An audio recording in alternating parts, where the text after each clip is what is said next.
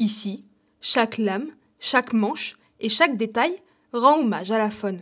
L'exposition Animalia invite les visiteurs à plonger dans le monde fascinant des animaux à travers l'art de la coutellerie. Nous avons voulu, par cette exposition, présenter de façon quasi exhaustive toutes les liaisons qui peuvent se créer entre l'animal et la coutellerie, c'est-à-dire notamment les matières premières animales utilisées en coutellerie, principalement pour les manches des couteaux, la corne, le bois, des matières premières aussi maintenant interdites comme l'ivoire.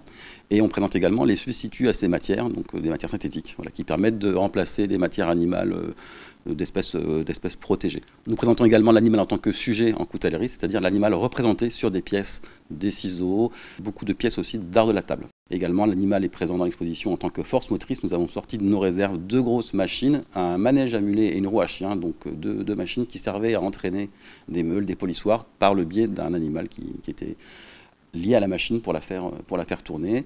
Également 3 vitrines sur le soin des animaux, soins vétérinaires, soins des chevaux et toilettage, et une vitrine sur la chasse et une autre vitrine sur la pêche. Le musée de la coutellerie de Nogent permet aux visiteurs de découvrir les nombreux symboles animaliers dans l'univers de la coutellerie. Un endroit où l'esthétique rencontre la technique et où chaque objet raconte une histoire.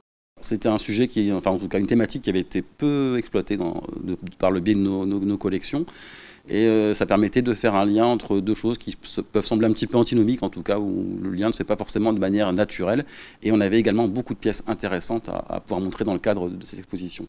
Voilà, des pièces patrimoniales ou des pièces plus contemporaines, puisqu'on a eu le prêt de pièces, d'outils de médecine vétérinaire par des entreprises de Nogent, ou de couteaux ou d'autres objets réalisés par des couteliers contemporains du bassin nogentais. Donc ça permettait de montrer un peu le savoir-faire et la tradition coutelière sur le bassin.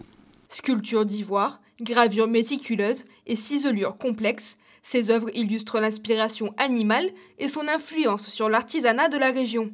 L'exposition est encore ouverte jusqu'au 3 novembre, puis accessible sur réservation pour les groupes de plus de 5 personnes en attendant la réouverture officielle en avril 2025.